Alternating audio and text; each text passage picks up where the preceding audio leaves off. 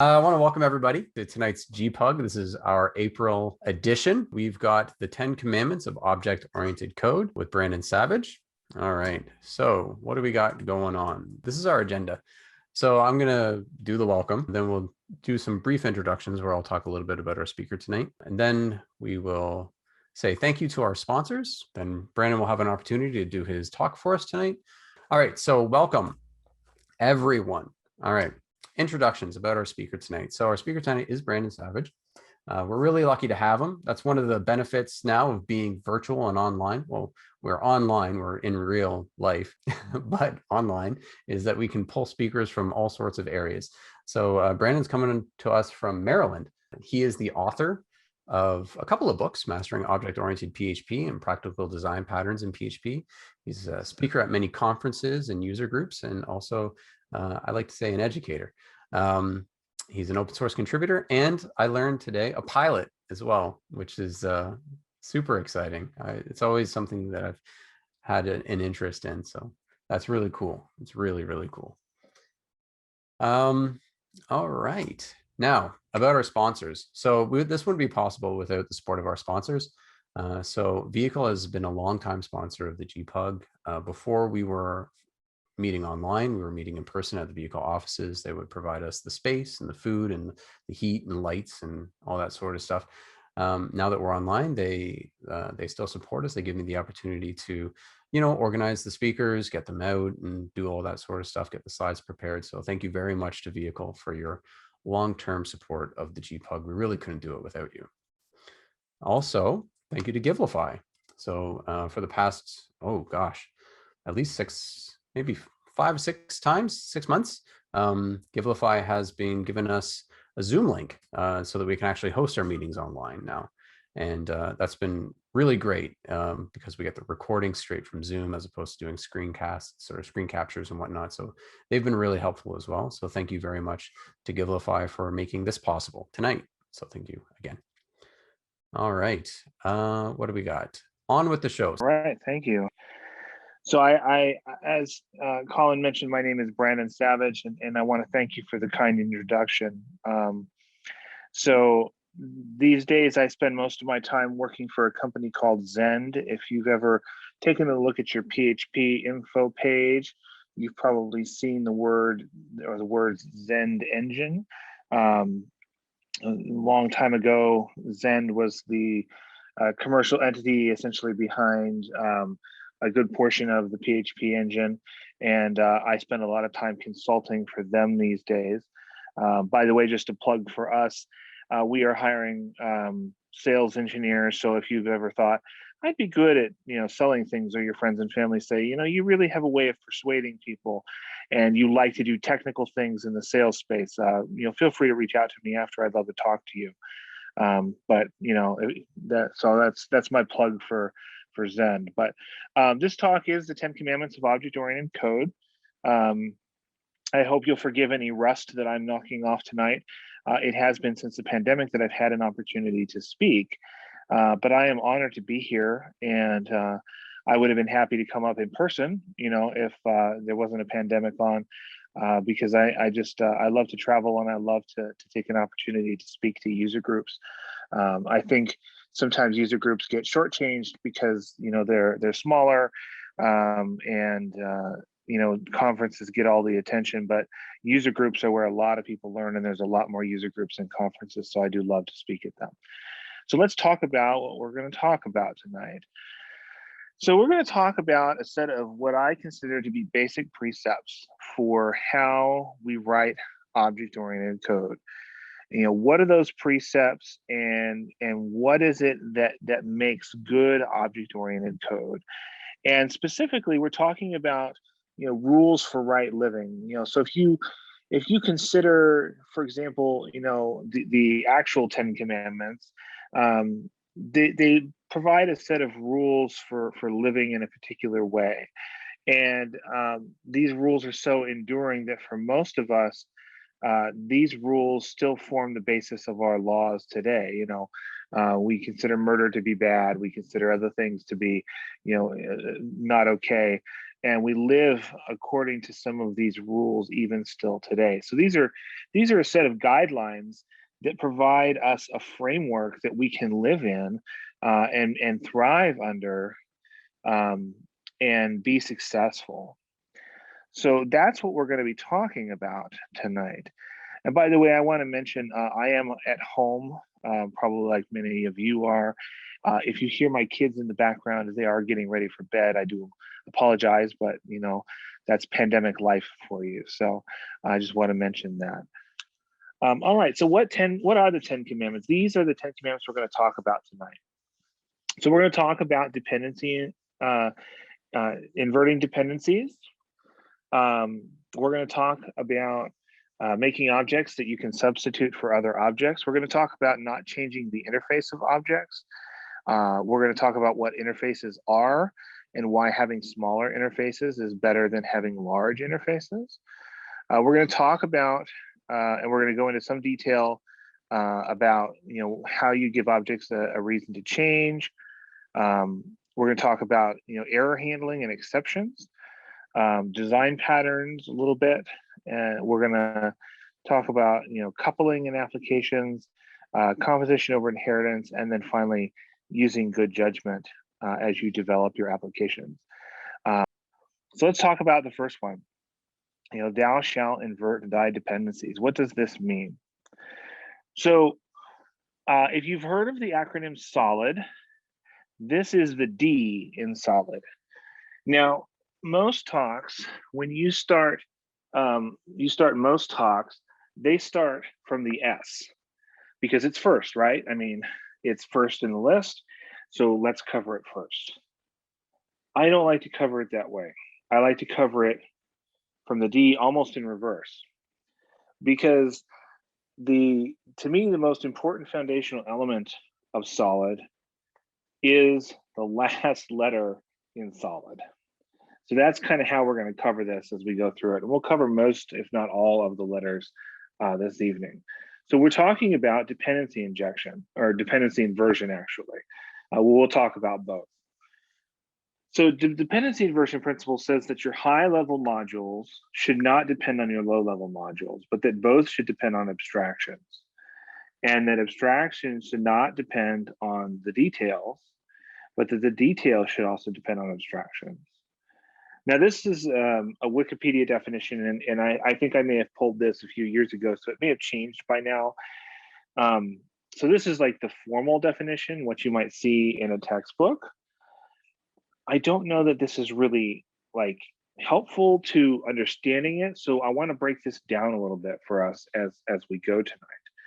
So let's talk about the difference between dependency injection and dependency inversion, because I think this helps. A lot of times people read this definition and they go, well, this is the dependency injection principle. I want to inject all of my dependencies. And that's not what we're really talking about. So let's talk about this. Most of you are probably familiar with this example. This is dependency injection. We have a class. The class has a constructor. The constructor takes an argument. The argument is the memcache object. Because we want to have type safety, we type hint on the memcache object. We say, I want an instance of memcache.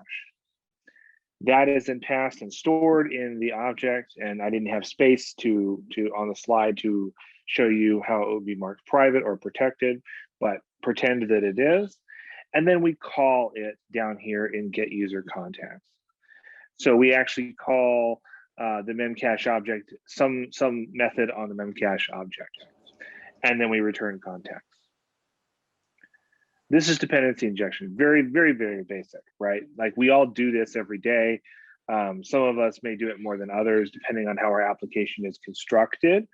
It may be possible or not possible, depending on what we're working with. You know, older frameworks, I do a lot with Zen Framework 1 because there's a lot of people who developed in that back before dependency injection was really possible. So I see a lot of applications that don't use this pattern, but this is a pretty common pattern for most people. On the other hand, dependency inversion is different. Dependency inversion says, what I need you to do is not just hint and inject the object that you want, I want you to define an interface for that object. I want you to depend on an abstraction, okay?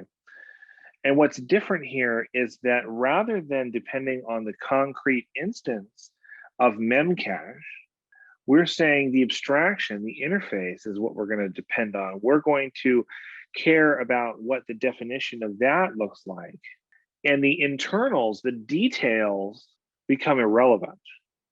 Now, we still care about the argument type hints that we pass, int, string, whatever. We still care about the return types. We still care about, the method signatures and all of that. But we don't care so much about how it works under the hood. And the key difference here is that dependency inversion basically says the thing that I'm going to make, the thing that I'm going to inject may be a concrete instance, but it's going to rely on an interface, and that interface is going to be what my application actually cares about. So this code is essentially the same, except for the change in what we're hinting on, right? We can pass in an instance of memcache, we can pass in an instance of APC or Redis or whatever we want. We can use different objects in here, but they all match up to that interface so it passes the type hint, and it works, it's functional. As I said, dependency inversion relies on the abstraction of the interface. It doesn't care so much about the details as it cares about what the abstraction actually looks like. All right, number 2, thou shalt make substitutable objects. So I alluded to this a little bit when I talked about dependency injection and dependency inversion, but we're talking about the ability to make objects that can be substituted for each other. So this is the L in Solid. It stands for the Liskov substitution principle. It's the only principle named for a person. Barbara Liskov, I believe, was a professor, and together with some other people, she came up with this principle, and it has become an important component of the Solid principles going forward. So what does this mean? The Liskov substitution principle says that objects in a program should be replaceable with instances of their subtypes without altering the correctness of the program. For example, if A is the type of D, then A can replace instances of D. Again, a textbook definition. Now, this may not be clear, so let's dive into it a little bit. If you have objects that implement an interface, you can substitute one of those objects for any other object that implements the same interface. That is the goal. So, for example, if you've ever been in a situation where you're doing actual caching in an application, and you're like, I really wish that it was possible for me to turn caching off in development so that I can see what it looks like, just refreshing every time I load the page or run the test or whatever. Well, the Liskov substitution principle makes this possible, because if you're using an interface, all you have to do is implement a null interface and you're good. And this is essentially known as design by contract. We are establishing a contract. The interface is the contract, and we're saying, I'm going to follow these rules. I'm going to implement these methods. You can count on it. Every object that implements this interface is going to implement these methods.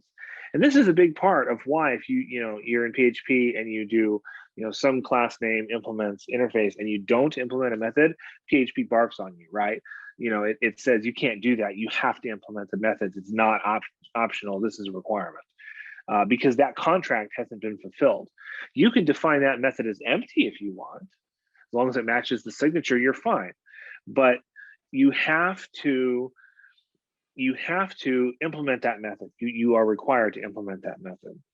What does a contract look like? Again, we're talking about an interface, and this is a pretty old style PHP interface, but I like it because I think it shows the goals.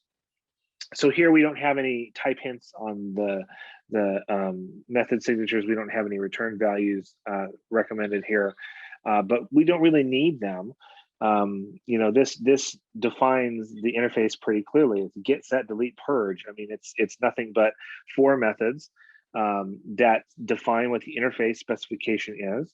But as you'll note, they're all public methods. There's no definition of what's inside the method. There's no definition of functionality, and that's intentional. It's because you want to define the functionality later. So I can say this contract, this agreement is what we're going to abide by and follow, and you can expect this every time, but I'm not going to tell you how I'm going to do it. And that's basically the bottom line here.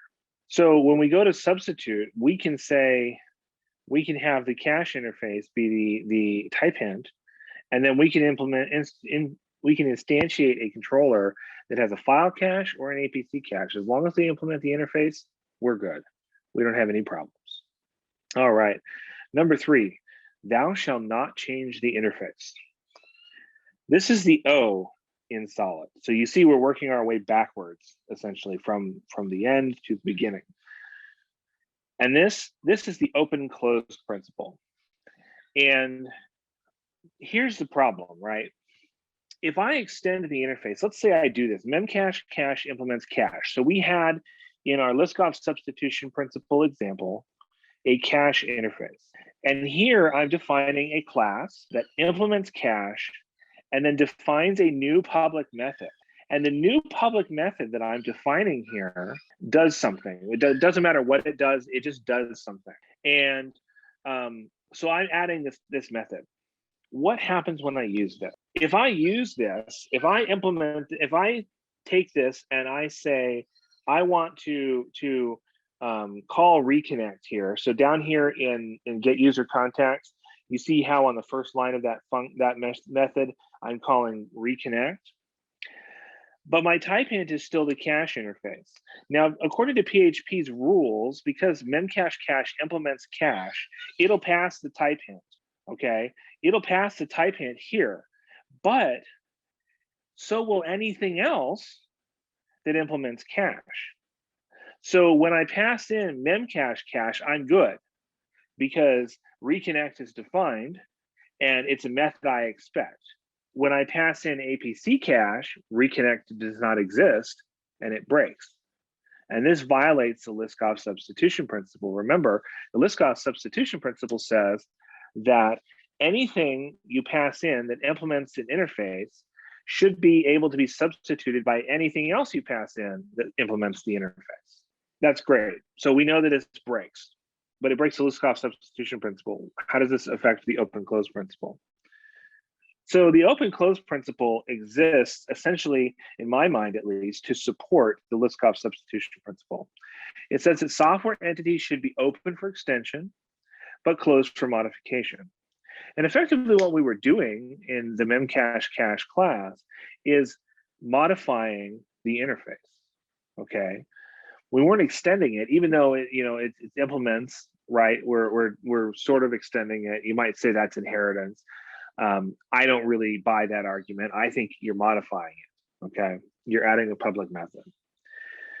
So there's 2 kinds of open close principle. When the open close principle was first defined, Bertrand Meyer, who's pretty famous in the object-oriented world, he actually wrote a language that implemented his pure version of object-oriented programming. I can't remember what it's called, and it's about as popular as getting a root canal, but he wrote one. His open close principle, he stated that classes are open for extension through inheritance, but closed to internal modification. So basically what he's saying is, if I write a class, I can extend that class and create a new class. And that new class, I can add to that class. I can actually change the interface by adding new methods. But because I've created a new class, I've essentially defined a new type, okay? But I can't change any of the internals. Now, this makes a lot of sense in his world, because remember, this was before version control. This was before APIs were defined and versioned and scoped. This was before documentation was available on the internet, because the internet didn't exist yet.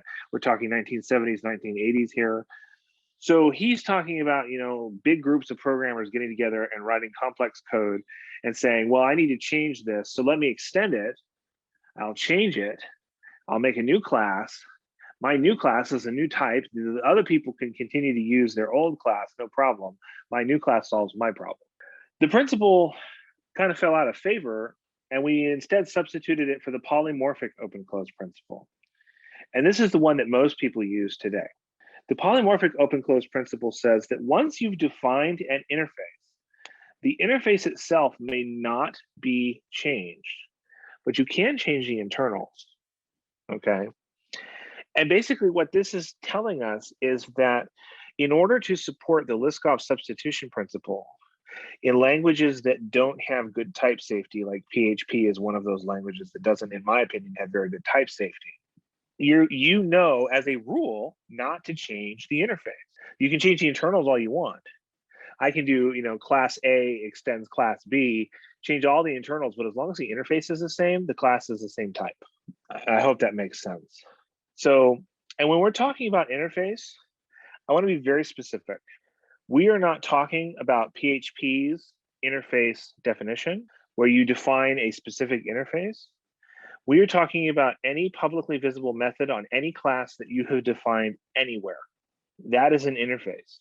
So when you define a class, even if you don't implement an interface defined in PHP, even if you don't have an interface for that class, you are defining an interface because you are defining that class.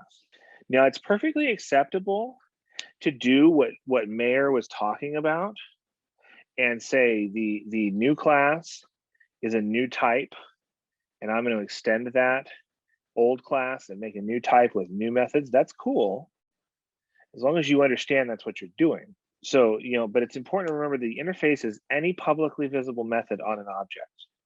That is the interface. And then while you should honor the original interface, you have the choice on how you want to implement it, okay? You don't have to implement it the same way. And in fact, I've seen very interesting implementations. So like you go into something like Fly System or Monologue is a great example of this. You have an interface for how things get logged. There is an interface where you call the log methods and it does something. It uses some kind of an adapter method to log the components or the information. But the difference between, say, logging it in a file on the file server or on the server itself versus putting it into PagerDuty is very different. Very different components. You're calling an API with PagerDuty, you're using file system commands with the file logger. So the implementation is up to the developer, but the interface is honored because they don't add public methods. They don't change the signatures. They don't mess with it at all. They just implement the interface and then everything else is internal to that and it just functions. It just works, okay? So bottom line, the interface, leave it alone. Do not modify it. It should not be modified. You change the object's type, and we're going to talk a little bit about type and interface. We're going to talk a little bit about type. So every object has a type. And when you do that, when you change the object's type, so PHP, so how do I put this? Sorry, this is that little bit of rust I'm talking about, right? We as PHP developers tend to assign type based solely on the name of the class or the name of the interface, okay? PHP doesn't care. PHP uses that for convenience sake because it happens to be useful for the internals developers to refer to the class name and whatnot. But really the way PHP is evaluating an object is by checking out the interface and saying, does it match my expectations? So that's the object's type. The object's type is how it behaves. Does it behave like this other object? Yes, then they're the same type. If no, they're not the same type. Now, PHP has some rules built around this, right? So if you define a specific interface, then that interface is considered effectively, for PHP's sake, the type of the object. But there's just some things that you have to take into consideration. The PHP doesn't really care what you call your classes. It only cares when it has to tell you that there's an error in one of them and it finds the class name and tells you what it's called. So, it's important to understand what an object's type is. And when you change that type, you're changing the behavior. Brandon. It's also, yes. Sorry, just a point of clarification, I guess I was hoping to ask is when you were talking about types, I've heard about, it sounds like what you were talking about reminds me of like something called duck typing, like in the sense that like walks like a duck, quacks like a duck, then it's a duck, in the sense of like an object's type can be defined by like basically what it does. Is that Sure. kind of what you're getting at? So it's kind of like duck typing, but I specifically avoided using that term because that term has a specific meaning. So let me talk about the differences here. Right. PHP is smart enough in the engine to say, well, these two objects have the same interface, but they share no characteristics in the code. Okay, so object A has a get and a set method, and object B has a get and a set method. In duck typing, they'd essentially be considered identical. In PHP, if they do not share either a defined interface or one class extends the other, PHP will, by rules that it has built into it, not consider them the same. So one will not pass validation for the other. Does that make sense? Yep. Yeah, that does. Whereas in duck typing, one would essentially pass validation for the other. Okay.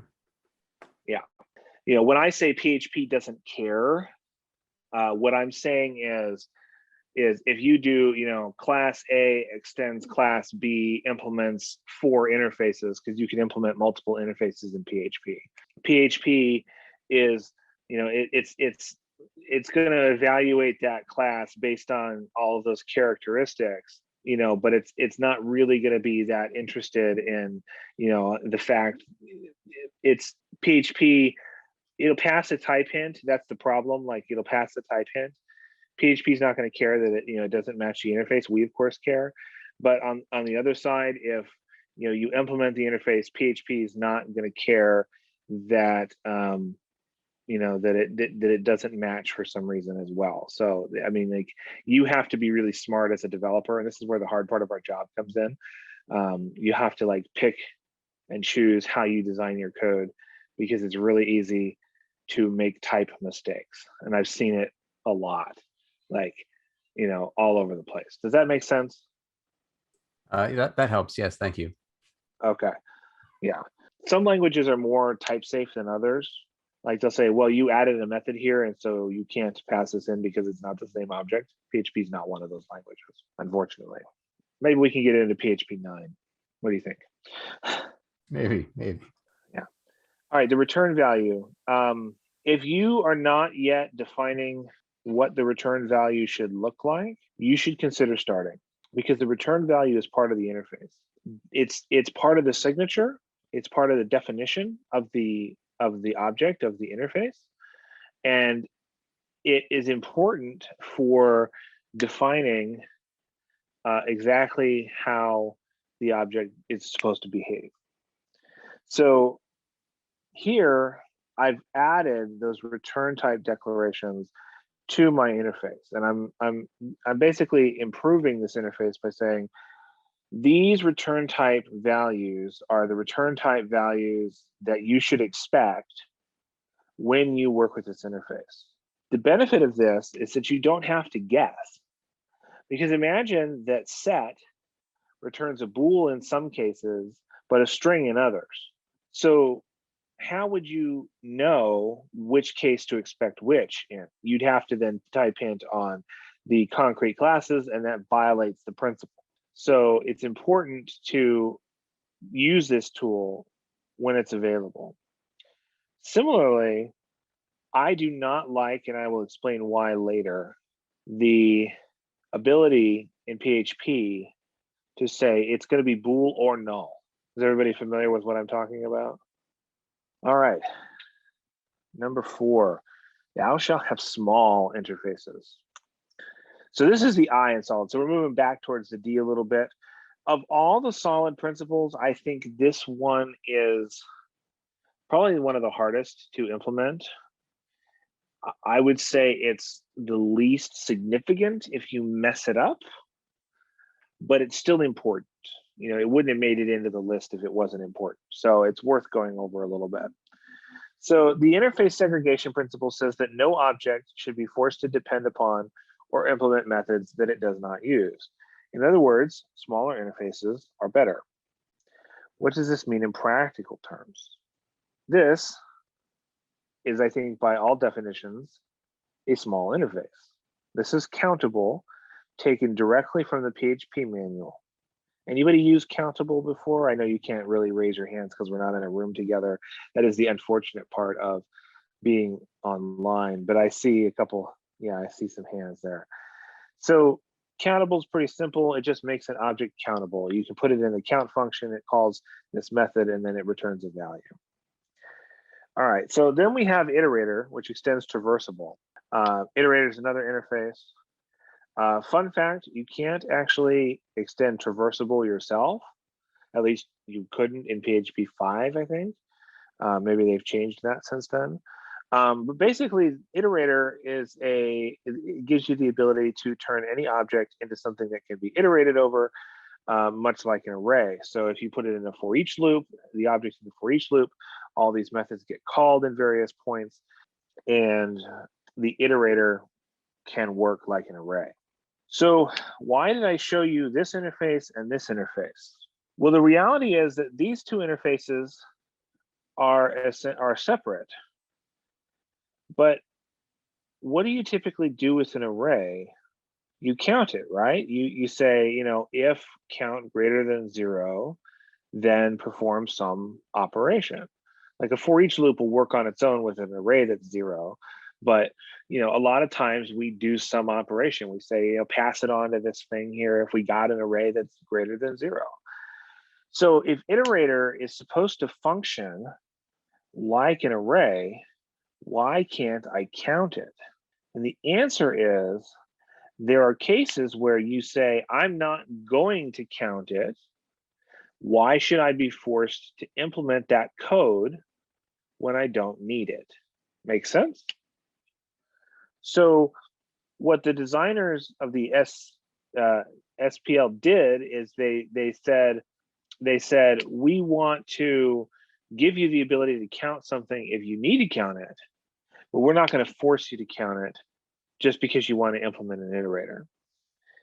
So what we can do is we can say, well, yeah, I really want to build myself an array because, like I'm a little bit nuts and I really don't trust the built-ins in PHP. So, what the heck? Let's just build ourselves an array, right? And so we put this together and we have array class, which implements iterator and countable. So it implements both. You can do this in PHP. You can actually have multiple interfaces on the same object. When you do this, you actually create a new type as well.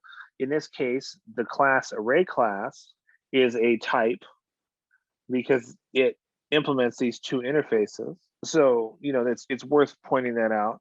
But then it implements, it implements count and all the other functions. So this is actually, fully functional. It works. You could copy this and it'll work. But the thing is that you can have objects with more than one type. So we have iterator and countable. The object essentially is of type iterator and of type countable, as well as of type array class. So if you need to count this array class, and you don't need to iterate over it, you can type in uncountable and say, give me anything that's countable, I will count it. And then I will, do whatever I need to do with it, dispose of it in some shape or fashion. Similarly, if you need to iterate over it, but you're not counting it, you can just type in on iterator and say, I just need to iterate over this. If you need to do both, array class is your winner. So, it's really up to you. So I know that's a little complicated. Types are unfortunately very complicated. It's kind of like, with my kids, they know me as Dad, and they think Dad is my name. You all know me as Brandon, but my kids think my name is Dad. They don't understand titles, and it's a lot like that, where you have something with a name, and then you have something with a type or a title. So I'm Dad, I'm also an employee or you know, a small business owner and a speaker and a teacher and so on and so forth. So those are the titles that I have, similar to the types that this object has. It has a name of array class, and then it has a type of array class, iterator, and countable. So I hope that provides some clarity. If I made you more confused, please raise your hand or say something, and I'll try and find another analogy. So the bottom line is that small interfaces help us keep objects discrete and single focused. Countable is pretty discrete and single focused, right? Like all it does is count whatever contents you have in your object, period. That's it. It does nothing else for you. Iterator, similarly, you know, it needs 5 or 6, I can't remember, methods to iterate over, you know, in a loop. Be that as it may, you know, that's the minimum number required to get it done. So that's the number that they put in. And you know, they together they can work together to solve a bigger problem, but you don't need to put them together. You don't need them anywhere near each other. So when we need them, we implement them, but we don't implement them unless we need them. All right, 5. Thou shalt give objects one reason to change. So this is the S in solid. This is the starting point for most talks, and the place where, in my opinion, most object-oriented instructors lose their students. Because this is one of the most misunderstood principles in object-oriented programming. So starting here is really frustrating because, you know, even if it's like, even if as a teacher you lose students here, at least they got 4 of the other principles, and that's good, you know. But I like to get people here and say, okay, you've gotten over the mountains, the other 4 mountains. Let's tackle the big mountain.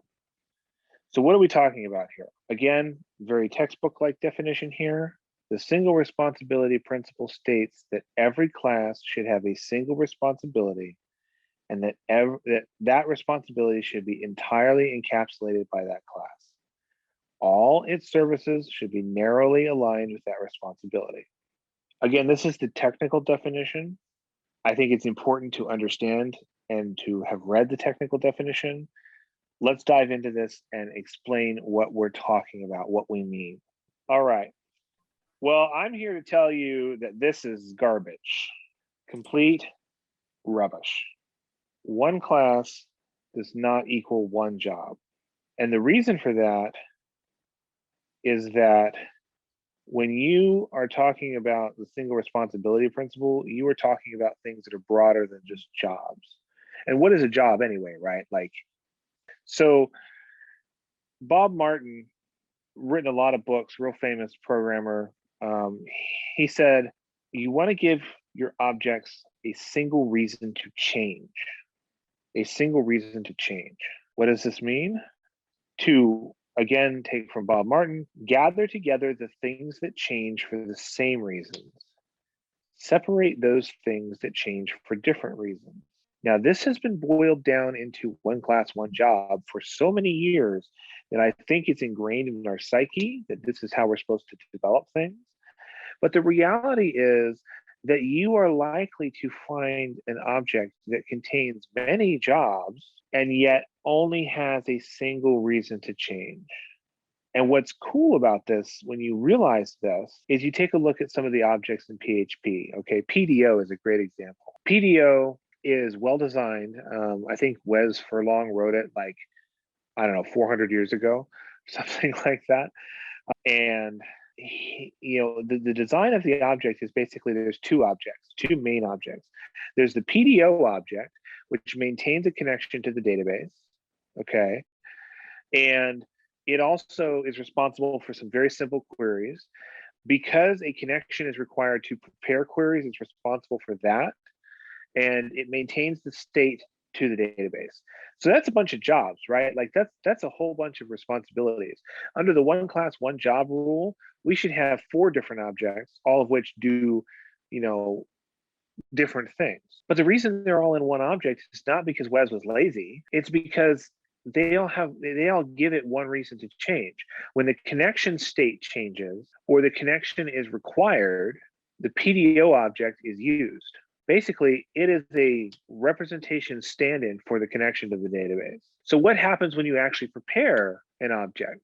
You prepare a query for execution. When you prepare a query for execution, that query gets put into a separate object called PDO statement, right? So it goes into PDO statement, and in PDO statement is responsible for encapsulating that query and doing a bunch of other things. You know, you execute that query and you get the results, and it maintains the results and you know, the connection to that memory space that holds the results and so on and so forth. So it too does several jobs, quote unquote, but it has one reason to change, which is modification to processing of dealing with that query. Okay, does that make sense to everybody? Because I know this is a departure from probably what you've learned in the past. Does anybody want to argue with me? I'm happy to. I really liked the example you used for PDO. I mean, it's something familiar to me, and having a good concrete example of that was really great. So I get it. Thank you. I hope other people do too. Yeah, I'm happy to answer questions on this because I really want to be clear on what this quote means, because I think it's really important to like dig down and understand this, because I feel like this particular point messes up so many developers' careers, because they're like, well, I can't figure out how to make my objects have one job because I don't want 400 objects and I don't want to break the rules, so I'm just not going to follow the rules. And they stop at the S in solid. Now, realizing that they can go and apply the other 4 principles without ever touching the S in solid, and without realizing that their understanding is broken because we've taught, you know, I used to teach this, right? Like I used to, you know, before I read this book or whatever, I used to teach it one class meant one job. You know, I used to have a whole slide about it, and my eyes were open, you know, and I learned about it. So I think it's really important to like dig down into it and fully understand it. So it's kind of why I'm like, you know, harping on this a little bit, if that makes sense, but we'll move on. All right, entirely encapsulated. Again, PDO, the rules are entirely encapsulated. So the connection, you know, you manage a connection in the PDO object, period. You don't have other objects. There isn't something else. Like all the work gets done in that object. That object can do the whole job. No questions. No questions asked about it. So, you know, the bottom line here is you want to encapsulate logic together that gives objects reasons to change state. And that's basically the bottom line.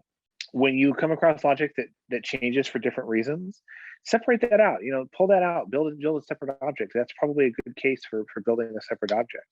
You know, one I can't remember who posted the tweet. They actually may have been Canadian, so maybe they're in the room tonight. But basically they said, if I'm writing a class and I can use the word "and" to describe its behavior, I need to split it in half. And I thought it was such a great rule that, like, I think I favorited that tweet a long time ago, and then, you know, I'd have to dig back and see. It's not always true, because you could say, well, PDO deals with the connection and so, you know, there's some challenges there. But what makes it a great rule is that if you say my object does X and Y, and you stop yourself and you say, should it do X and Y? Your code just got 100% better. Even if you leave X and Y together, even if you decide they should stay together, your code will be better because you stop to think about the design and the architecture that you were using. And if you do that, I guarantee you will write better code. Like I would say, you know, I implemented a feature last week. I spent 30 minutes coding and 3 hours thinking about how I was going to get it done and what architecture I was going to use, because I wasn't willing to write terrible code, right? You know, and sometimes that's what you need. Sometimes you code for 8 hours straight and don't stop, but sometimes you need to code for 30 minutes and think for 3 hours, because, you know, it's a hard problem and you're like, what's the best way to solve this problem and how am I going to get it done? So, you know, just little food for thought there. All right. Number 6, thou shall use exceptions. All right. Exceptions in PHP are objects. Okay. If you didn't know that, you ought to var dump one. Actually, I've done that for you. Take a look at the output. You see here we have object of type exception with some protected and private property. Now, what's really great about this is that exceptions will behave exactly like objects until you throw them, okay? Exceptions are the only objects you can throw in PHP. I think it would be really cool if I could throw any object I wanted, but the designers of PHP won't let me.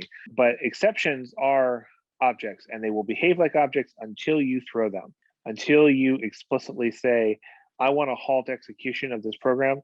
You can instantiate an exception in the very first line of your program. Until you throw it, it just behaves like every other object.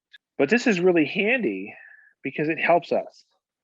So take, for example, we have this function add numbers, and we pass it A and we pass it B. And the first thing we do is we do a little error checking, right? If we don't have A and we don't have B, then we return null. If we do have them, then we move on. And if we do have A and B, then we just add them together and return them. Cool. But this is a problem, right? We talked about this a little bit earlier, and I'm going to drill into this now. If we do this, we're expecting a string or we're expecting null. And before you tell me, well, no, actually you're expecting an integer, I could potentially end up with either based on PHP's addition rules. So we're expecting basically a string or null, and that's a problem because I don't know which result I'm going to get, and I'm going to potentially get two return types. I'm going to have to test to see which one I got. My code's going to have if not is null, then do something, right? I'm going to have to check for that. And this gets really tricky when you return null or an array. Has anybody ever had a good time passing null into a for each loop? Anybody? Like, I've never had a good time doing that. Some of the most obnoxious bugs I've ever encountered are cases where I randomly get nulls or strings or whatever and pass them to for each loops because somebody developed the program to do that. So a better solution here is to throw an exception. In my function, add numbers, now if there's not A or there's not B, I throw an invalid argument exception.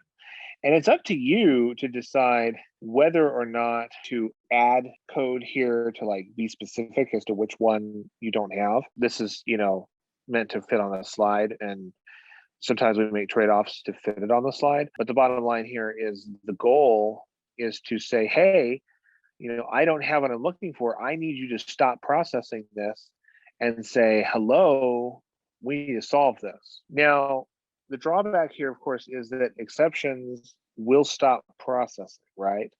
So we've gone essentially from a situation where we have an, if is null or if not is null, or is set, or however you want to do that, to try catch. If you want to catch the exception, if you actually want to stop processing, fine. So, there is that potential to have some challenges with exceptions. But in my opinion, exceptions are far more effective because they are explicit. So, you can actually name them. You can use human readable names like invalid argument exception rather than just, I got a null and therefore I got a warning in my for each loop. You can include messages that include debugging information. You can do a lot of things with exceptions. And you can also stop processing the information. So, and then this to me also gives you a consistent return type. It's only going to return the string or integer or whatever we figure out it's going to return. So there's that. What about things like collections? I'm a big fan of returning empty collections. So you do something like this where you have a search records function, you instantiate a collection, you do your search, and then for every record you find, you add a new record to the collection, and then you return it. Fairly straightforward. Again, very contrived for the purposes of this. You might do other things with your collection. It's up to you. The thing here is that this will return an empty collection. If there are no records found, then the for each loop won't run, and the collection will be empty. A lot of times what I'll see is, if there is no collection, then the for each loop will instantiate it on the first run, and people will then add to the collection and so on and so forth until they filled the collection and then return the collection. Otherwise, they'll return null. Again, this is going to screw your for each loops every time because you're going to have to check to see if you got a null back. you may as well just return the collection. Now, if returning an empty collection is bad for you for some reason, throw an exception. That's fine, but don't just return null. Like that to me is a non-starter. So, in my opinion, last thing I want to mention: exceptions are exceptional. They are not for things like control flow. They are not intended to be something you use for everything. If your program has a problem that prevents it from moving forward, you should throw an exception. You should not use exceptions. There shouldn't be like an exception on every line of your program.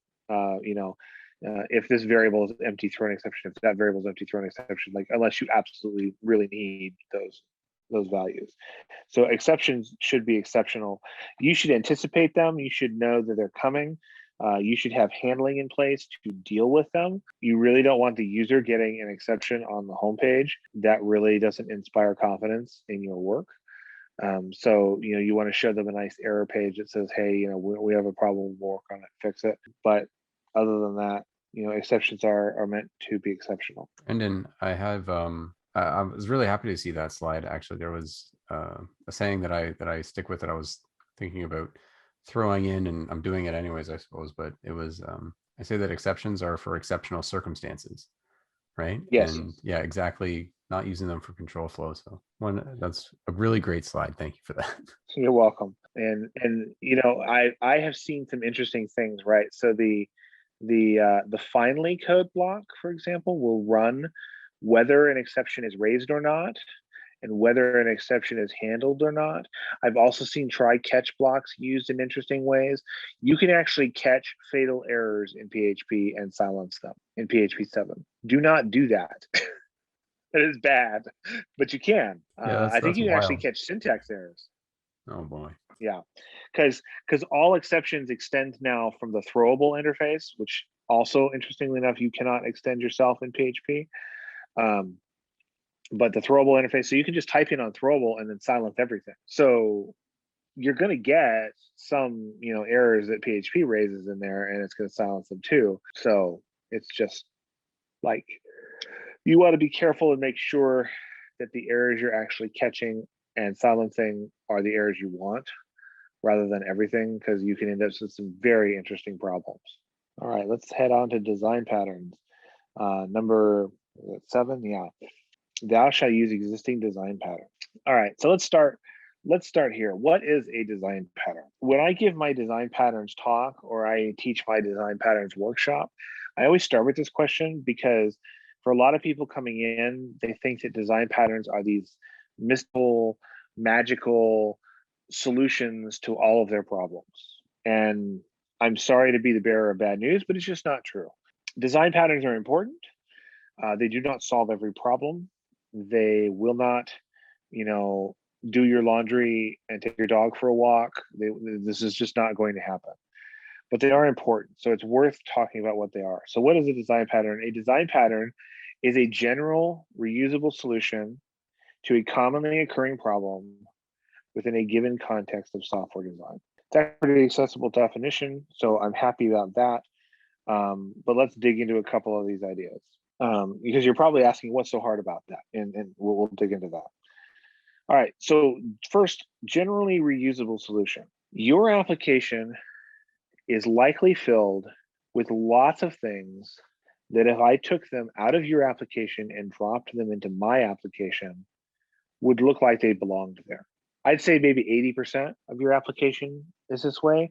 All of us have certain things that we build every time. We build authentication, we build user rights management, we build user components, we build billing, we build email, we build integrations with other software, et cetera, et cetera, et cetera.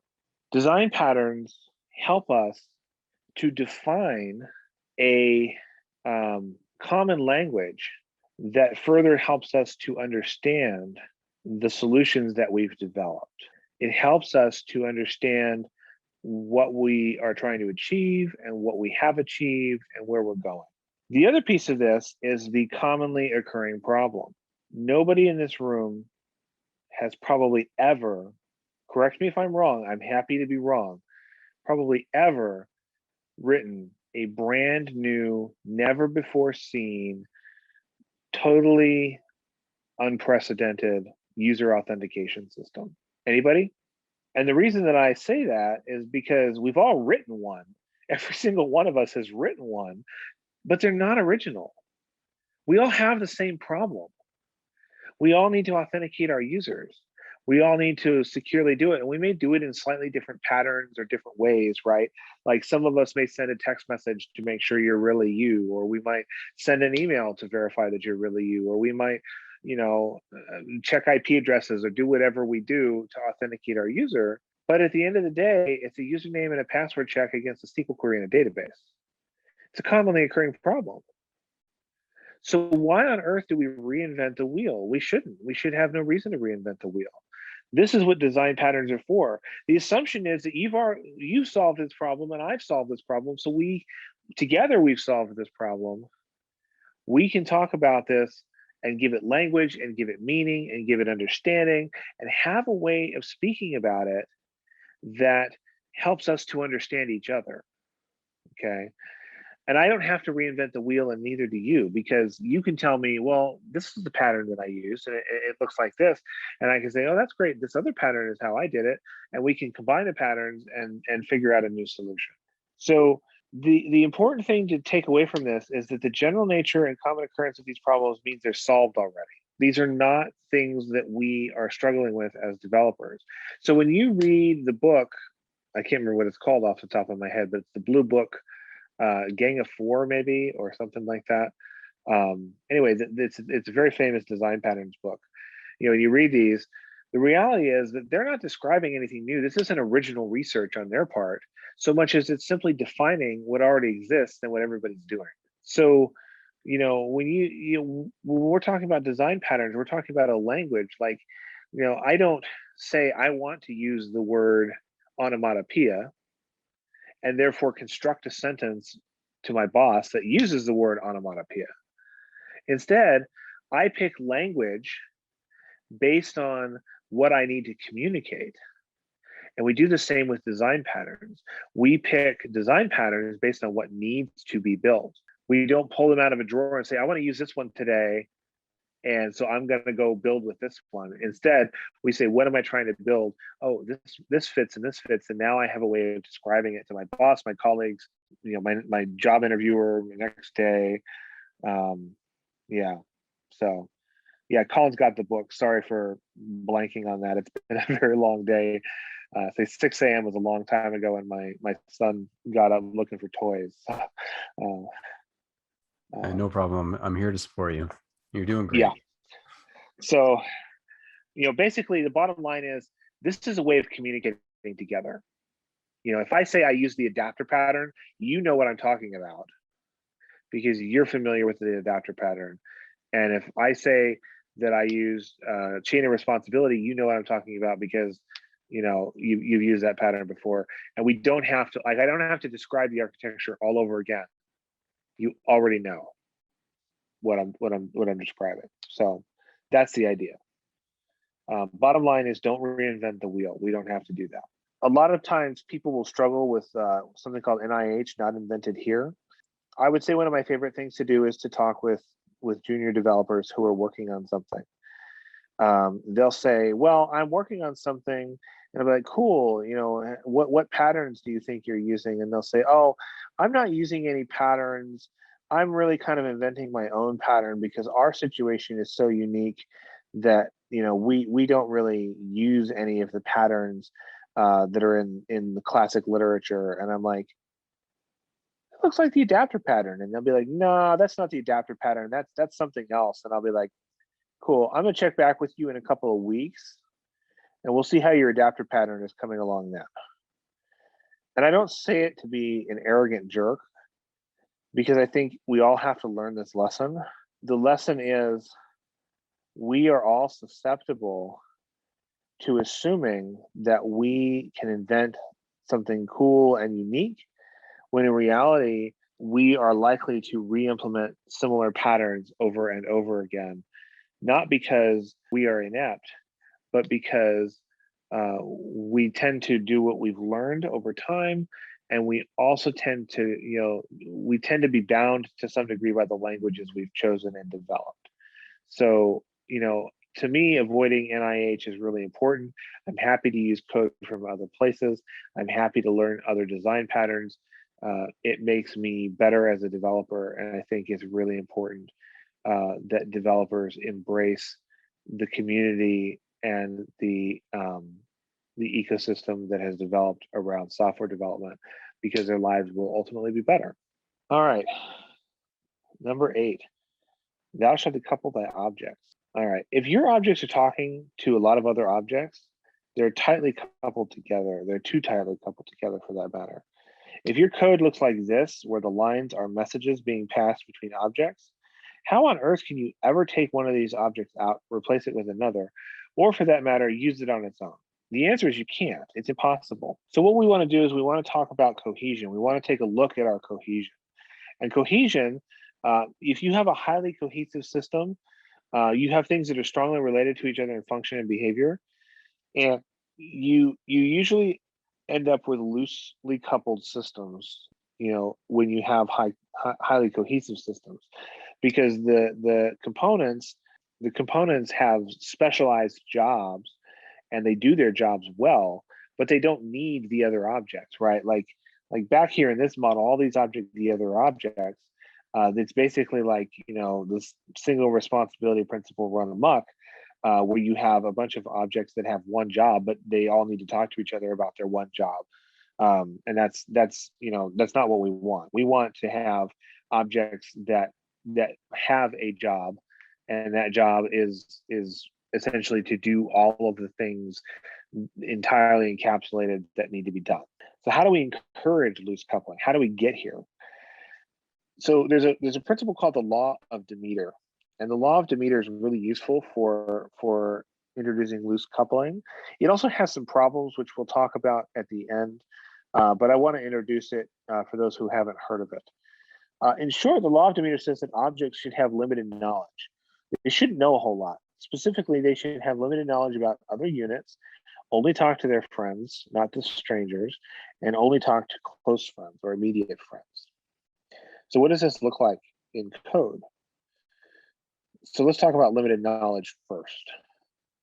So here we have some knowledge that we're passing. So here I am telling the class my controller that it has a dependency on memcache, and memcache is actually an object in PHP. You can get it through PECL, and I'm going to pass that in. And basically, it's a connection, right? It's a connection to a memcache server. And the first thing I'm going to do in my constructor is I'm going to instantiate my actual cache class, and I'm going to pass it the instance of my connection. The problem here is that I am teaching my class, my controller, about an object it doesn't need to know about, which is the memcache connection. It doesn't have a need to know. It needs to know the memcache cache object, but it doesn't need to know the memcache connection object. And what ends up happening here is you'd say, well, this is no big deal because it's just instantiating. That's great, that's fine. What ends up happening is that somebody somewhere figures out, oh, well, I'm passing this in anyway, I may as well save it, and then they use it later on. And now all of a sudden my controller is using an object that it doesn't really need to know about, and that dependency becomes really hard to remove. So what I would change here is I would inject the memcache cache object fully constructed and not pass it objects it doesn't need to know about. When we talk about friends, anybody ever seen this before where, maybe with doctrine in particular, where you call a bunch of parameters to call a method? Anybody see this in their code in the past? Yeah, certainly. Yeah. So what's happening here is that I have to know the APIs of all of these objects. And the reason for that is I have to know what's in the user object. And in order to know that user properties is there, I have to know what's in user properties in order to know that user permissions is there. And I have to know what's in user permissions to know that user allowed is there. If I refactor any of these objects and I change the public interface, I have to go and refactor my controller as well. Okay. So I can never really change the property names of of these objects. And the thing that's really frustrating about that is that the most common reason I have ever seen for changing the name of a property is either to remove it because you no longer need it, or to change a misspelled property name. If you can't change that, and this object has to know all of those interfaces, it knows too many people, it knows too many friends, because it's not really using any of these objects, it's just passing information through. What would be better is to have a method on user object that calls the next thing that it knows about, and so on down the chain. That would be the preferable way of doing this. Okay, that would make more sense. So, and when we're talking about close friends, what we're really talking about is we're talking about relationships that the object has with objects that it actually needs to know, not objects that other objects know. So if we were to formalize the law of Demeter, here's what it would look like. You can talk to the object itself, okay? So, anything referred to by the keyword this inside the object is fair game. If there were parameters passed into the method, those are fair game as well. Any objects that were passed in, that's cool. If there were any objects created or instantiated by the method, those are fair game. I'm thinking, usually I don't recommend people use the new keyword because it tends to violate the single responsibility principle. But we didn't go into that because it's a long segment and it just didn't fit. But basically, if you are using date time objects, for example, those are perfectly fair game to use in the method. And then if the object has other objects that compose the object, it can talk to those as well. And this is taken straight from Wikipedia with a little bit of modification to be a little clearer than the Wikipedia definition. All right, number 9. Thou shalt use composition over inheritance. We talked about this. Smaller interfaces are better. And we also know that polymorphism is preferable. The open-close principle, we talked about the polymorphic open-close principle. We know that principle is preferable to Mayer's open-close principle or others that exist. So we didn't define polymorphism. Let's do that now. Polymorphism is a principle of a single interface being adaptable to several different entities without being changed. In other words, the Liskov substitution principle is all about polymorphism because you can have a single interface with definitions of the objects and you don't have to change anything. Inheritance makes objects a lot harder to use. When you extend a class, you run the risk of changing the interface. You run the risk of changing the behavior. You run a whole bunch of risks. People are not always clear in the code which one to use, so they kind of have to experiment with different ones to see which one fits. And you do a code review and go, oh my gosh, why on earth did you choose this one? And they're like, well, I thought that was the right one. And they're like, no, there are 9 other objects that you should use, other than that one. And it can be really frustrating. All right. So when defining classes that you do not intend to extend, it is not a bad idea to mark them final. Final forces people to either define a new class or think about their architecture. If you have an interface, cool, use the interface.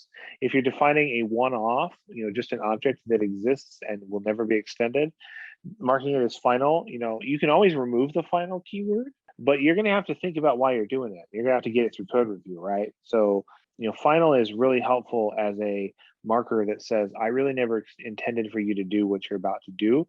You should think long and hard before you do it. The other thing is classes should be closely related to each other, even when you use inheritance. A lot of times I'll see someone say, oh, this class does everything I need except for all the things it doesn't.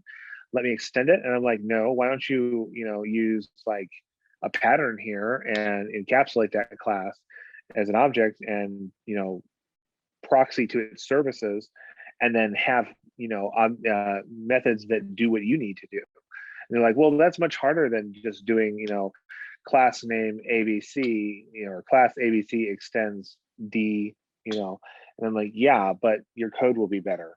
And they're like, well, I don't care about that. I'm like, okay, well, you can come see me when you have to migrate to to PHP 8 or something like that, because that's usually what happens. All right. And then 10, thou shalt use good sense and reasonable judgment.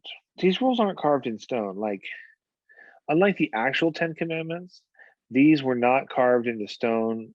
Simple as that. They're really more like guidelines. And the reason they're more like guidelines is that while we can generally agree as a society that murder and stealing are bad, I can't tell you that violating any of these principles will, on its own, by itself, in an isolated way, result in bad code, broken tests, failed products, etc. What I can tell you is that consistent, repeated violations of these rules will result in those things. But sometimes the way the language is designed doesn't allow you to follow these rules 100%.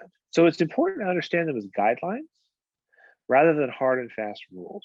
Following the guidelines will get you pretty far. You'll do okay if you follow the guidelines, but it only gets you so far. It'll only get you to about 90%. Because the other 10% is where you as a developer have to be creative and make trade-offs.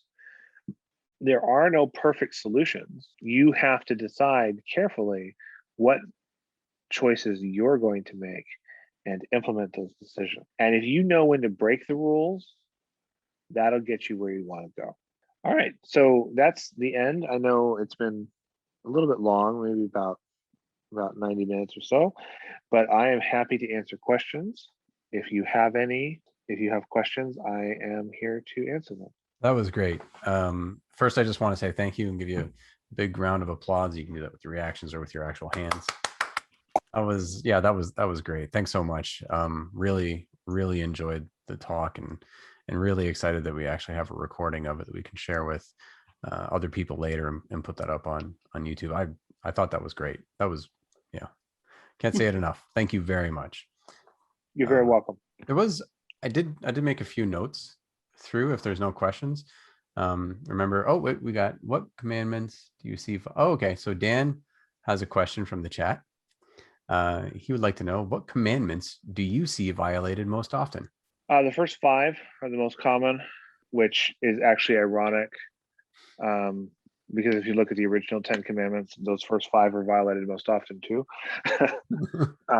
So, the thing is that there are no certification standards for software developers, at least as far as I'm aware. I don't know how it is in Canada, but in the United States, anyone can hang out a shingle, say I'm a software developer, and I can't say anything about it. Mm-hmm. And as a result, a lot of people teach themselves how to program, and they see all these features and they don't fully understand how they work, how they're designed, or the history behind them.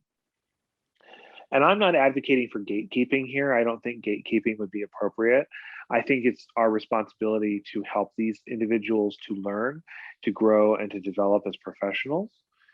But at the same time, I do see a lot of challenging code that developers have developed over time simply because they don't understand these principles. And so, the other thing I see a lot of times, I've spent a lot of time and energy like researching the solid principles, trying to learn about them and understand them from the originators' perspectives, and also a lot of talks that aren't really great on them.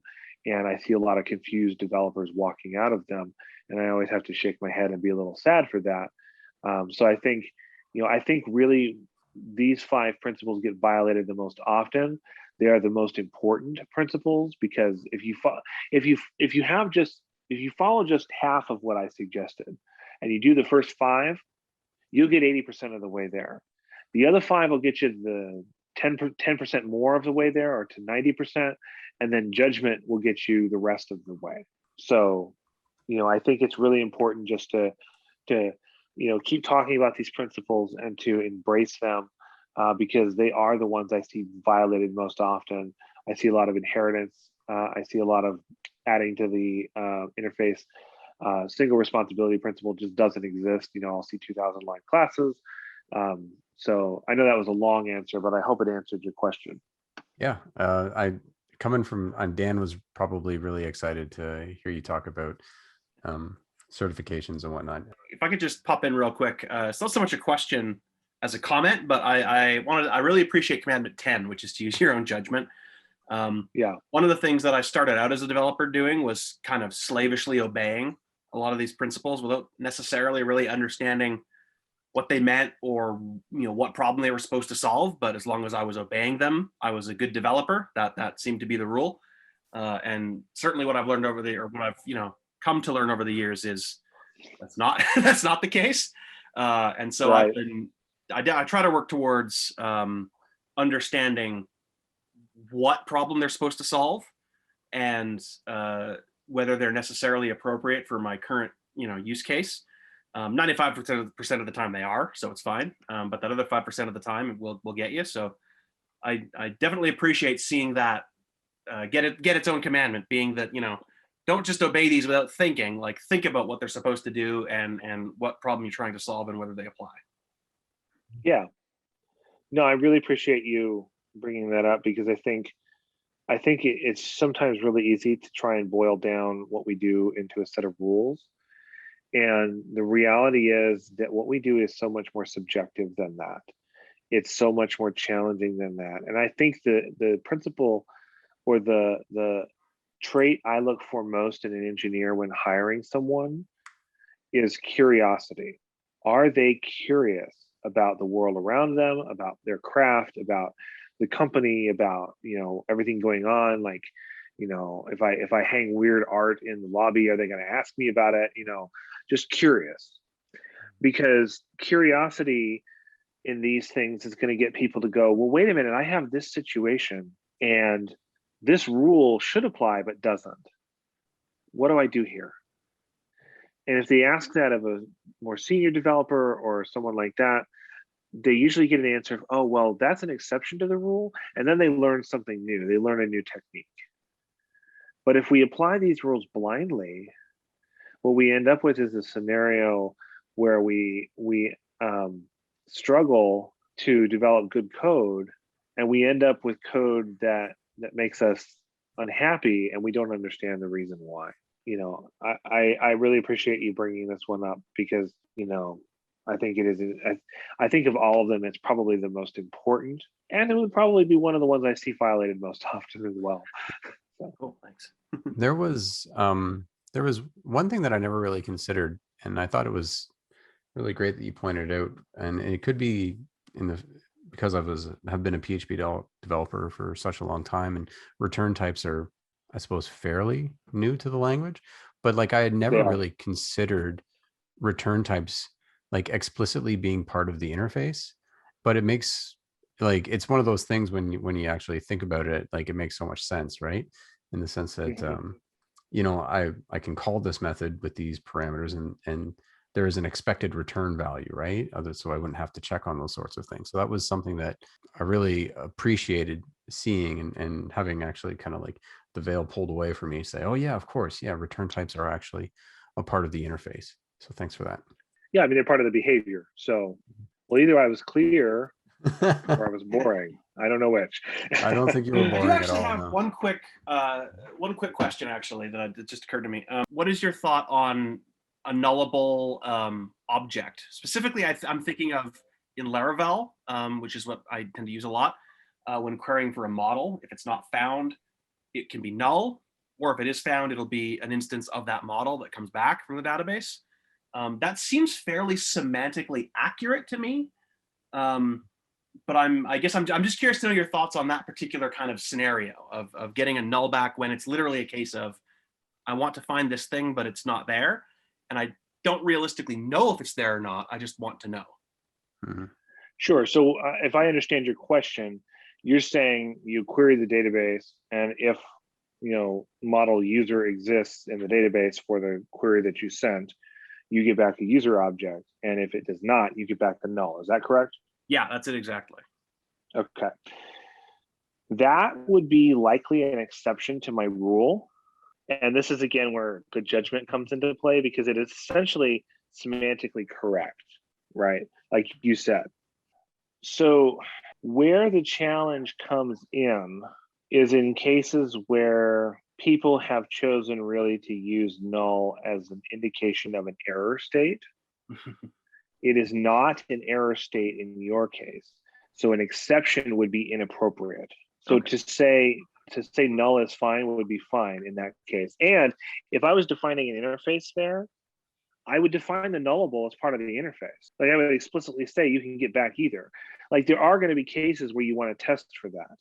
The reason that I kind of make it more of a rule than a suggestion is, you know, when you put together a talk, you have to take into consideration, like, you know, who's going to be hearing it. And of course you only put the talk together once. So like the audience level, you always have that question of what's the audience level going to be, because sometimes it's really advanced and sometimes it's really beginner. And you guys are probably more all over the place, if not in the middle at least, as a baseline. So, you know, if I say this is okay in some cases, someone's going to walk out of my talk saying Brandon said it was cool. And if I say this is never okay, someone's going to walk out of my talk going, Brandon said this isn't cool. So it's kind of hard to like pick. And if I had to pick, I would honestly lean towards the it's not okay, because like if I can teach you not to use this, and then you figure out the reasonable reasons to use it, like the one you're suggesting, it's more likely to stick with you than if I say it's okay in some cases, because then I'll see it everywhere. You know, well, you said it was okay. I said, no, it was okay in some cases. You've used it in every function. Does that make sense? That makes actually perfect sense. Thank you. So again, yeah, thank you very much for the presentation. I thought it was fantastic.